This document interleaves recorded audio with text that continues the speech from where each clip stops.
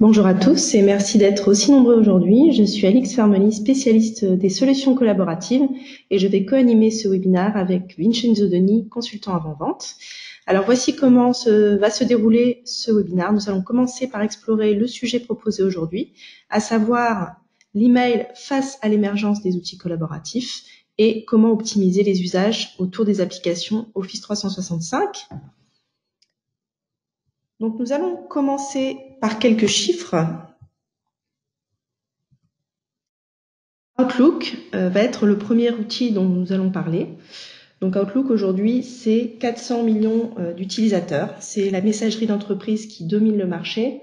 Cela est largement relié à sa capacité d'intégration avec le système opérationnel Windows, la suite Office, mais surtout avec Office 365 et plus largement l'environnement Microsoft. En effet, Microsoft est, comme on le sait, omniprésent au sein des entreprises au travers des plateformes collaboratives et de communication que sont SharePoint et Office 365, car ces solutions sont venues répondre à des besoins liés notamment à la nécessité d'opérer une transformation digitale et de communiquer de manière plus transversale et collaborative, à un besoin lié à la mobilité, avec notamment le télétravail, ou encore à la transformation des métiers à l'ère du digital, avec des métiers qui communiquent entre eux, qui ont diversifié leurs missions et qui ont un périmètre beaucoup plus large. Donc on retrouve un nombre d'utilisateurs très important sur Office 365 qui comprend une palette d'applications destinées à répondre à tous les besoins des utilisateurs en entreprise, de la planification en passant par la gestion, la collaboration ou encore le stockage de documents. Parmi toutes ces applications, nous allons faire un focus sur Teams. Donc Teams a véritablement explosé ces dernières années. Il est aujourd'hui présent dans 200 000 organisations. Et pourquoi est-ce qu'il a eu autant de succès?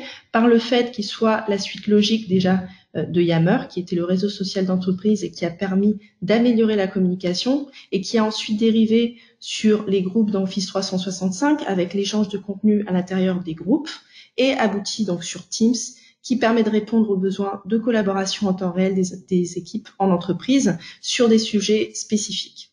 Mais malgré ce constat donc de l'essor des solutions collaboratives, on reste sur une messagerie qui est omniprésente avec 193 milliards d'emails envoyés chaque jour. C'est un nombre qui tend à augmenter, qui va augmenter dans les prochaines années. Et donc, ça peut porter à confusion. C'est-à-dire qu'on peut se demander pourquoi est-ce que, d'un côté, les solutions collaboratives vont être de plus en plus présentes et nécessaires en entreprise, et à côté de ça, on reste sur une méthode traditionnelle de communication qui est liée à l'email et qui tend à augmenter et qui va augmenter dans les prochaines années. Donc, c'est un petit peu paradoxal, mais en fait, pas du tout. Si on fait un parallèle avec notre vie personnelle, tout simplement, on constate que nous aussi, dans notre communication de tous les jours, on utilise des canaux qui sont très différents pour communiquer. Donc, je vais vous donner quelques exemples. J'imagine que la plupart d'entre vous communiquent à titre professionnel via LinkedIn ou via Vidéo. Donc ça, c'est vraiment un canal de communication assez classique qui est devenu indispensable d'ailleurs. Et puis, peut-être qu'avec vos proches, vous allez communiquer via WhatsApp, peut-être Facebook ou voilà, peut-être Instagram. En ce qui concerne Facebook, donc je reste sur des personnes qui sont nées avant 1990 parce que Facebook apparemment c'est déjà dépassé. Mais dans tous les cas, on est sur une diversité de canaux de communication qui vont être reliés au contexte, à l'interlocuteur qu'on va avoir en face de nous et également à ce qu'on va communiquer. Donc, est-ce que c'est personnel, est-ce que c'est sur un sujet qui nous intéresse ou est-ce que c'est à titre professionnel? Donc, c'est également ce qu'on peut constater au niveau professionnel. On va avoir d'innombrables solutions à notre disposition et finalement, on va avoir besoin de toutes ces solutions, mais il va falloir faire la distinction entre les usages. Et c'est véritablement le challenge qu'on a aujourd'hui, c'est-à-dire en matière de collaboration, quel outil pour quel besoin? Donc, je sais que j'ai mon Outlook qui est le canal privilégié en termes de communication. il va falloir intégrer toutes les autres applications qui se sont intégrées au fur et à mesure du temps, de l'évolution des pratiques, des bonnes pratiques dans l'entreprise. Et donc, Harmony, la solution Harmony, a su répondre à cette problématique de la manière suivante, c'est-à-dire en prenant en compte le fait que la messagerie est devenue essentielle en termes de communication, mais qu'il va falloir intégrer de nouveaux outils. Donc ces nouveaux outils, ça peut être par exemple notre SharePoint, notre Teams, notre Skype, notre OneDrive ou également notre Yammer. Donc on va intégrer toutes ces solutions dans une seule et même interface, dans un point d'entrée unique. Comment est-ce que ça va se présenter ? Tout simplement par une fenêtre latérale qui va apparaître à la droite de votre Outlook, où vous allez retrouver tous vos sites SharePoint, vous allez retrouver votre OneDrive, vous allez retrouver vos équipes dans Teams, et également éventuellement un onglet Yammer si vous utilisez Yammer au quotidien. Et vous allez pouvoir, par des gestes qui sont très simples, parce que l'objectif c'est de favoriser l'adoption et la simplicité autour des usages, faire du glisser-déposer de documents, de pièces jointes ou d'emails à l'intérieur de votre SharePoint, de votre OneDrive ou de votre Teams.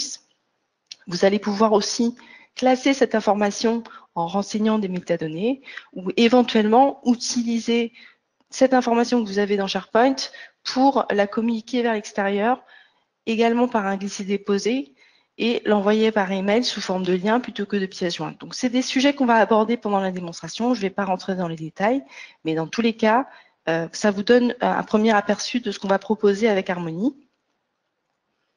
Et donc, je vais plutôt me focaliser sur un cas d'usage concret. Donc, l'objectif, c'est de reprendre un petit peu tous les outils qu'on a pu aborder pendant cette présentation. Donc, on a parlé de OneDrive, on a parlé de SharePoint, on a parlé de Teams, on a parlé d'Outlook. On est d'accord sur ça. Et aujourd'hui, on intègre entre guillemets, une plaque tournante qui va être Harmony et qui va vous permettre de mener un projet, par exemple, de A à Z directement depuis votre messagerie. Alors, mon exemple est assez simple. Je suis chef de projet dans une société de construction qui a été mandatée par la mairie de Paris pour construire une tour à la Défense qui va avoir pour objectif de pouvoir avoir une vue sur les JO 2024. Donc, ça va être intégré à tout ce qui est observation de ce qui se passe en termes d'activités liées à cet événement. Et donc, je vais devoir mener à bien ce projet, en sachant que j'ai participé au préalable à un marché public. Bien évidemment, quand il s'agit de tout ce qui est lié aux administrations publiques, je vais pouvoir faire valoir mes compétences dans le cadre d'un marché public, et par la suite, je vais recevoir une approbation et une confirmation de l'État. Donc, je reçois un mail très simple avec des pièces jointes qui vont pouvoir m'orienter sur un projet que je vais pouvoir mener à bien en interne. Et pour cela, je vais choisir une équipe que je vais intégrer dans mon Teams. Je vais créer une Teams qui va être dédiée à ce projet. Et déjà, ce mail, je vais pouvoir le transférer dans mon Teams directement depuis ma messagerie Outlook via un glisser-déposer de pièces jointes. Alors, ça va permettre déjà aux interlocuteurs de prendre connaissance de ce projet, de pouvoir s'y imprégner et de pouvoir commencer à travailler à titre individuel. Éventuellement, dans leur OneDrive, ils vont pouvoir travailler sur des documents qui vont stocker dans leur espace de stockage personnel, qui aujourd'hui est représenté par OneDrive. Et par la suite, une fois que le projet a abouti, donc moi, à titre personnel, je vais pouvoir aussi travailler sur un rapport de projet qui va englober un petit peu toute l'activité autour de ce projet, et je vais pouvoir le mettre à disposition dans Teams. Mais avant de pouvoir le faire, je vais quand même travailler sur mon OneDrive, parce que c'est un document qui n'est pas abouti, qui n'est pas concrétisé, et je n'ai pas envie de le partager pour le moment. Et une fois que je suis prête à le partager, je vais le partager avec mes interlocuteurs, les parties prenantes dans Teams. Donc, on est passé de l'email à Teams, de OneDrive à Teams, sans sortir de notre zone de messagerie.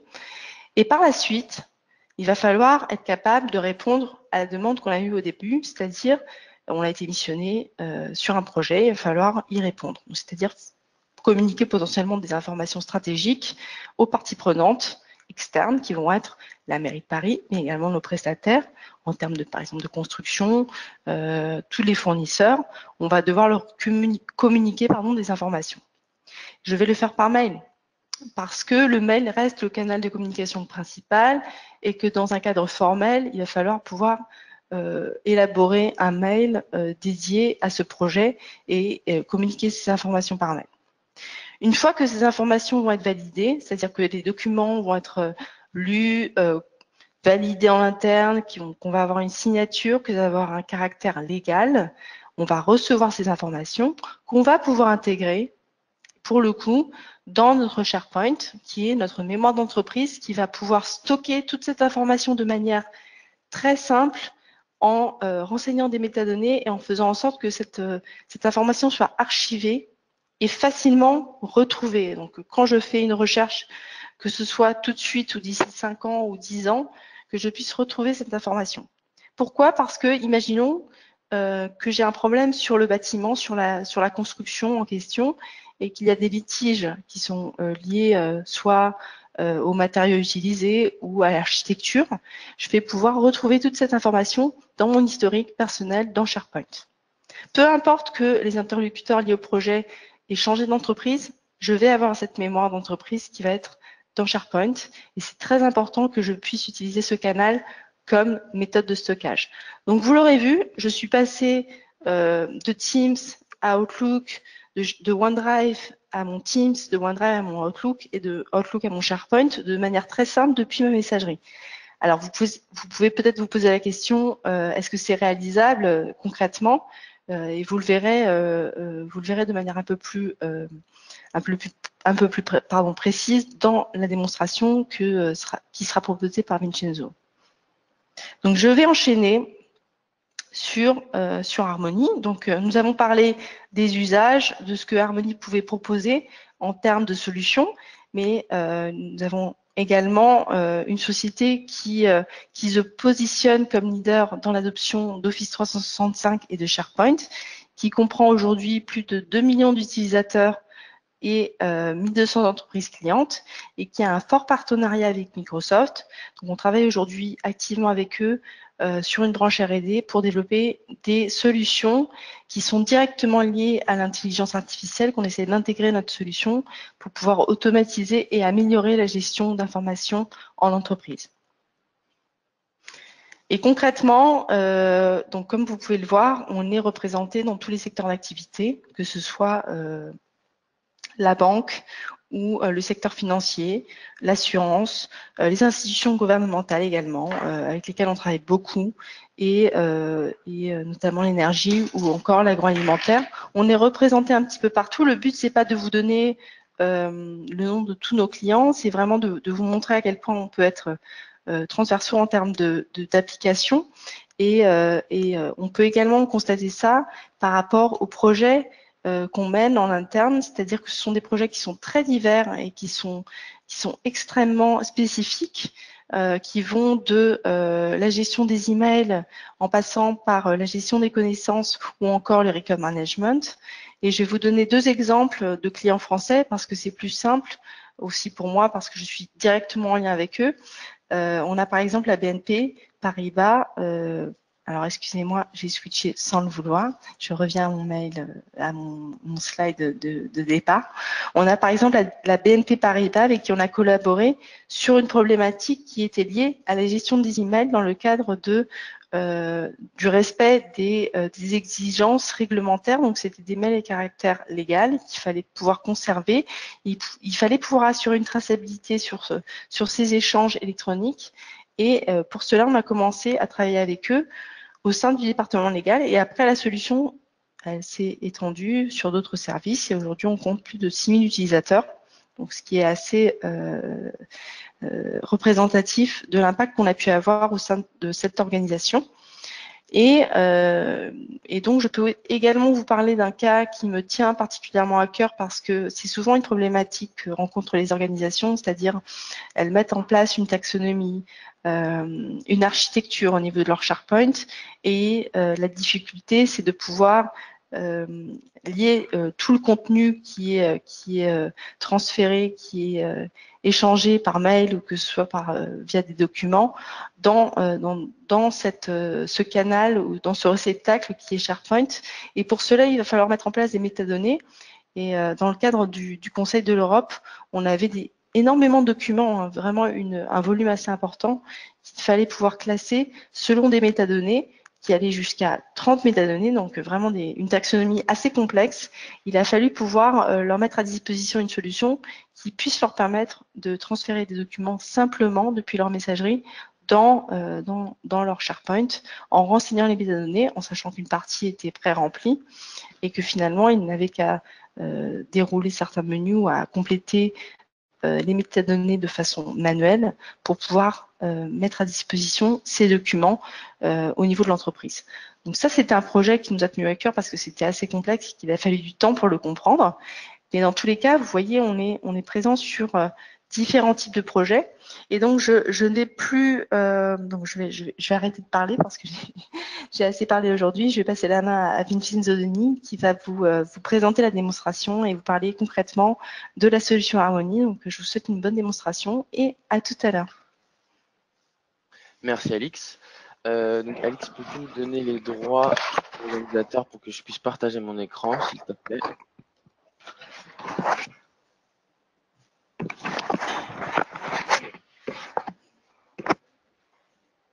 Alors, Alix, peux-tu me confirmer qu'on voit bien mon écran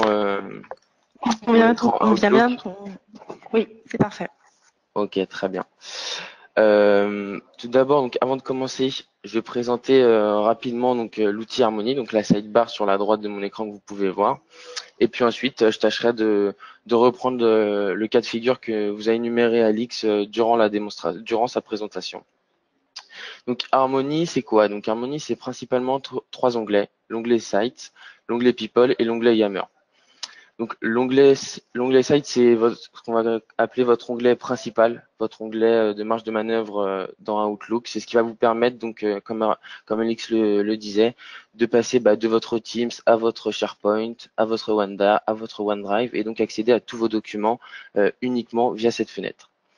L'onglet People, c'est tout simplement un onglet de suivi où je vais pouvoir voir sur les favoris, sur les dossiers que j'ai mis en favoris, donc toutes les personnes qui ajoutent, modifient ou suppriment des documents. Et puis en dernier lieu, donc l'onglet Yammer. L'onglet Yammer, pour ceux qui connaissent, c'est tout simplement une intégration donc avec Harmony, ce qui nous permet d'avoir un rendu assez clair et intuitif.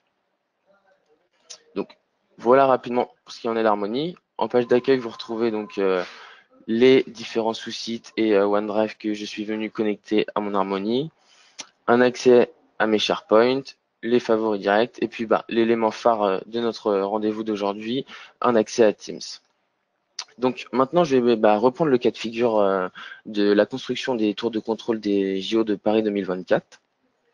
Et donc, on voit, comme vous le voyez, j'ai reçu un email de la part de Mike suite à un rendez-vous qu'on avait eu un peu plus tôt dans la semaine pour me transmettre les pièces jointes importantes pour le bon déroulement du projet de construction des Jeux Olympiques de 2024. Donc, on voit quatre pièces jointes différentes, deux qui concernent les plans de la tour, et puis un élément concernant l'autorisation de la mairie que Mike s'est procuré auprès de la mairie de Paris, et puis le cahier des charges de ce projet. Donc moi, en tant que bon chef de projet, je vais commencer par mettre à disposition les différents documents aux principaux concernés. Pour cela, je vais me rendre via mes favoris, hop, dans mon Teams. Je vais sélectionner donc mon équipe projet construction des JO 2024. Et donc là, on voit les différentes équipes, dont l'architecte, le chef de projet moi-même, le financier, et puis un accès général à tous ces documents. Donc les plans, je vais considérer qu'ils concernent uniquement l'architecte. Donc je vais venir sélectionner les plans, puis procéder à un glisser-déposer. Alors là, il me dit qu'ils y sont déjà en double. Oui. Hop. Je vais procéder à un glisser-déposer dans mon équipe Teams, donc architecte. Là, Harmony a procédé à l'upload, donc des documents dans mon Teams, et puis me propose donc un mini formulaire avec un champ en question. Donc pourquoi un seul champ? Parce que là, je suis venu glisser-déposer simultanément plusieurs pièces jointes, donc je ne vais pas pouvoir affecter au cas par cas des noms et des propriétés à chacune. Donc j'enregistre. Mes 2 pièces jointes sont maintenant mises à disposition de mon architecte. Donc voilà, juste afin de vous montrer le parallèle dans Teams, si actuellement je vais dans mon équipe architecte, dans la partie file, on voit bien en direct que Vincenzo Denis vient d'ajouter à l'instant donc les 2 pièces jointes. Donc je le rappelle, comme Alix vous l'a illustré durant sa présentation, le but est de rester dans mon Outlook. Je vais maintenant m'occuper donc du cahier des charges. Le cahier des charges, moi, en tant que chef de projet, j'estime que aussi bien mon architecte que mon financier doit pouvoir avoir la main dessus, pouvoir le consulter régulièrement. Donc, je vais directement le glisser et le déposer dans Général. Alors, voilà. Donc là, vous allez le voir, Harmony va me proposer un formulaire de métadonnées avec un champ supplémentaire qui va être le nom. Donc là, je vais pouvoir modifier ou non le nom si je le souhaite. Ça me va comme ça, j'enregistre. Et donc, ça y est, mon cahier des charges est à disposition de toutes mes équipes. On va prendre le cas maintenant donc du document de l'autorisation de la mairie, donc un document qu'on va considérer important. Donc, par exemple, en cas de litige avec la mairie de Paris, dans lequel je vais venir estimer que le stockage doit être stratégique. Et donc là, à ce moment-là, je ne vais pas le mettre à disposition de mes équipes dans mon Teams, mais je vais plutôt venir le déposer donc dans mon SharePoint. Donc pour cela, je fais appel à mes favoris. Hop. Et alors, il s'est mis en double, excusez-moi. Je vais, pareil, le glisser-déposer. Et donc là, je fais un glisser-déposer dans mon SharePoint et non plus dans mon Teams. Donc on va avoir un formulaire de métadonnées avec un peu plus conséquent en nombre de champs. Donc vous remarquez donc les champs pucés rouges, donc des champs obligatoires pour l'enregistrement de mon document. Je vais pouvoir venir, grâce à une métadonnée, gérer, définir un statut pour ce document. Donc là, étant donné qu'on est aux prémices du projet, je vais dire que mon statut pour l'autorisation de la mairie, il est en cours d'étude. Je vais pouvoir définir une localisation si je le souhaite. Et puis, dernier champ ultime obligatoire, définir un contact. J'enregistre. Donc voilà.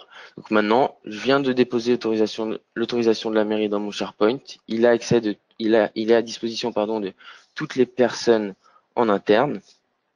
Et puis maintenant, je vais moi, une fois que j'ai fini mon travail de bon chef de projet, j'ai terminé la transmission aux équipes collaboratives, je vais aller dans mon OneDrive personnel pour éditer donc un nouveau document Word, comme Alix vous le disait, donc un document qui va me servir comme document de rapport et de suivi d'avancement du projet. Donc pour cela, je vais dans mon OneDrive, hop, dans mon dossier construction, tour de contrôle DJO 2024, et puis là, je vais venir éditer donc un nouveau document Word. J'ai 2 options qui s'offrent à moi avec Harmony, donc je vais venir faire un clic droit et puis éditer donc un nouveau document, ou directement via le petit bouton générer un document Word. Donc là, ça fait appel à mon outil.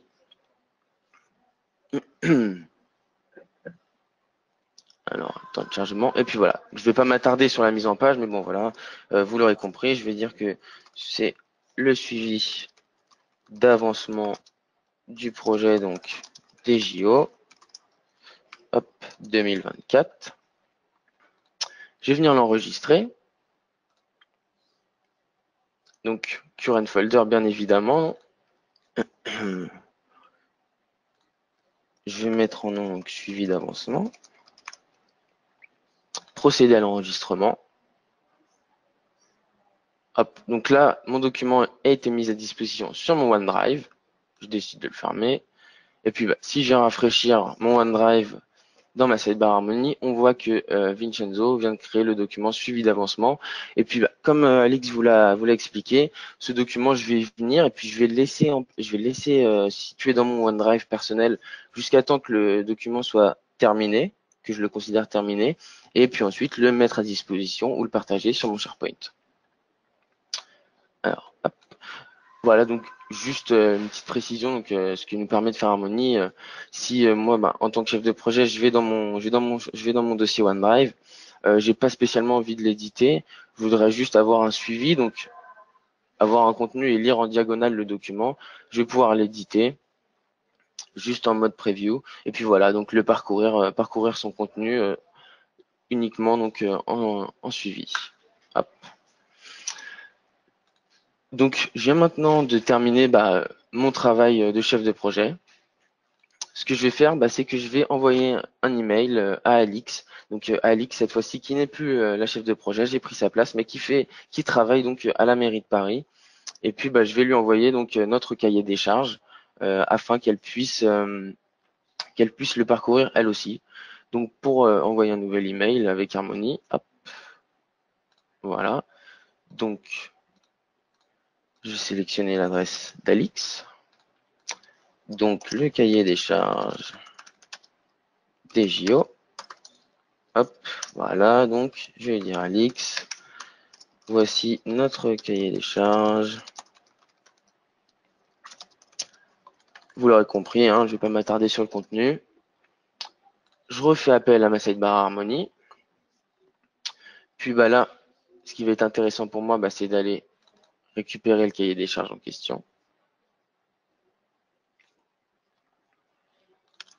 Hop, je vais dans mon Teams.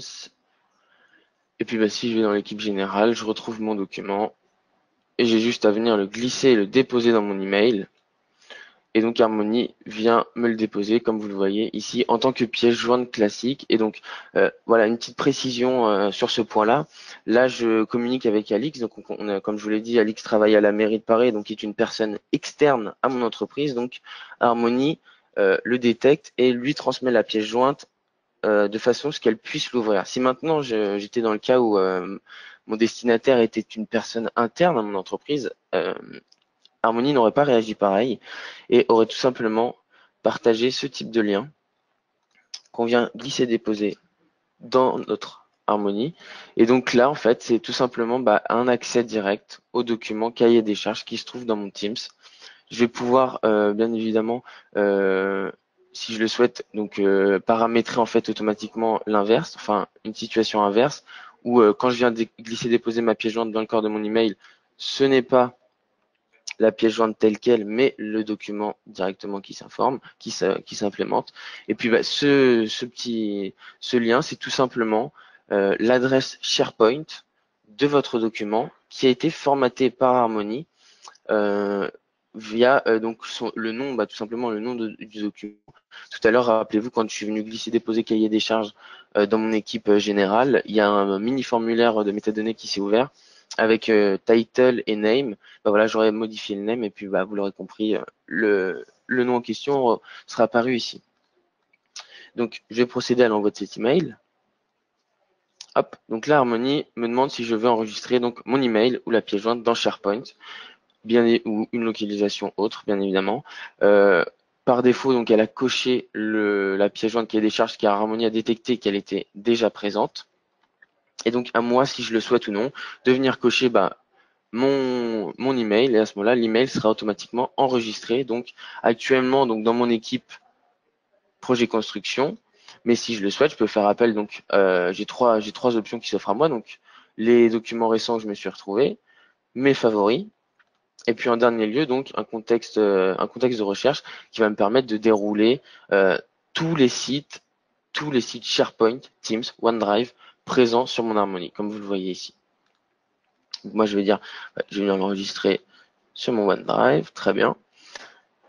Et puis, je lui dis oui. Donc là, il y a un temps où Harmony va procéder à l'enregistrement. Hop, comme vous voyez, donc toujours le même petit formulaire que j'ai enregistré. Le document est mis à jour et donc du coup mon email, je peux envoyer mon email juste ici. Hop. Donc, petit temps.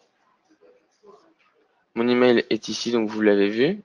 Est venu passer juste là, donc a été enregistré. Et puis mon document c'est fermé. Donc voilà, mon email est envoyé. Donc Alix va recevoir donc l'email que je viens de lui transmettre avec un accès enfin une copie à mon document cahier des charges. Donc voilà donc pour ce qui en est de la démonstration de Teams avec Outlook et notamment Harmony. Si vous avez des questions, Alix et moi, on va tâcher d'y répondre dans le temps imparti qu'il nous reste. Alix, as-tu des questions Oui. As-tu reçu des questions? Non, alors pas pour le moment. D'accord. Alors je vais regarder rapidement. Alors là, il y a une question qui vient d'apparaître. Donc question. C'est vrai que j'en ai pas parlé. J'aurais pu en parler durant la présentation, enfin durant la démonstration. Donc la question: peut-on mettre en place via des règles Outlook un transfert automatique des mails ou des pièces jointes dans notre Harmony? Donc qui dit Harmony, dans notre SharePoint, dans notre Teams ou dans notre OneDrive. La réponse est oui. Donc en fait, je vais vous le montrer quand on vient ajouter un favori. Enfin, quand on vient ajouter en favori donc un souci de SharePoint ou votre OneDrive, votre équipe Teams, Harmony va vous proposer quelques informations en fait à cocher si vous souhaitez ou non.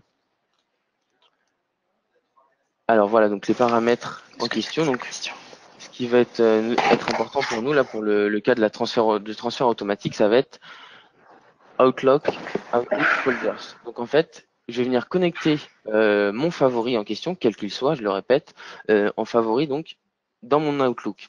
Ce qui va se passer ensuite, une fois que j'aurai coché ça, c'est que mon dossier va apparaître donc dans mon Outlook, sur ma sidebar à gauche. Et quand je vais éditer une nouvelle règle, donc une règle de réception, je vais dire quand je reçois un email avec un sujet, par exemple, construction tour de contrôle des JO Paris 2024, aussi bien l'email ou uniquement les pièces jointes, ça c'est à vous d'en décider par la suite via les règles, je le transfère automatiquement dans le dossier en question, et donc dans mon OneDrive. Et puis bien évidemment, en cas de bonne pratique, je vais venir aussi à la fin de ma règle Outlook dire, une fois que le transfert a été effectué, je supprime bien évidemment la pièce jointe ou l'email en question de mon Outlook pour éviter les doublons, et je pourrai ensuite le retrouver dans mon OneDrive. Oui. Voilà donc. Alors, Alix, je te Kinzo, laisse. j'ai une question justement par rapport à Teams. Donc, c'est une question qui vient de me paraître. Donc, si les utilisateurs externes sont activés dans Teams, le document est-il joint sous forme de lien dans le mail? Dans le mail. Si les personnes sont. Alors, la question, c'est si les personnes sont externes à Teams. Exactement. Est-ce que les documents qui vont, enfin, c'est ce que je comprends de la question, est-ce que les documents qui vont pouvoir communiquer vont être sous forme de lien dans l'email? Est-ce qu'on va pouvoir les communiquer par la suite sous forme de lien? Sous forme de lien, oui, en fait, on reprend le même procédé que j'ai pris tout à l'heure à l'envoi de l'email à ton adresse, Alix. C'est qu'on va venir configurer si l'on souhaite que lorsque la personne est détectée externe, soit on lui met la pièce jointe, donc comme on le voit dans le corps de cet email d'ailleurs, comme Mike me l'a envoyé, car il est externe à notre entreprise, ou si la personne est interne, et dans ce cas-là, Harmony va détecter ou non, via l'adresse email bien sûr, si la personne est présente, et à ce moment-là, transmettre un lien. Tout à fait. Donc peut-être préciser une information, c'est que nous, on va se calquer sur les autorisations qui sont paramétrées à la base dans SharePoint. Voilà, pour c'est sur pouvoir cela que accéder à Harmony tel ou tel s'appuie en document. effet. Tout à En fait. effet. Donc voilà. Est-ce qu'il y a d'autres questions? Alors je regarde rapidement.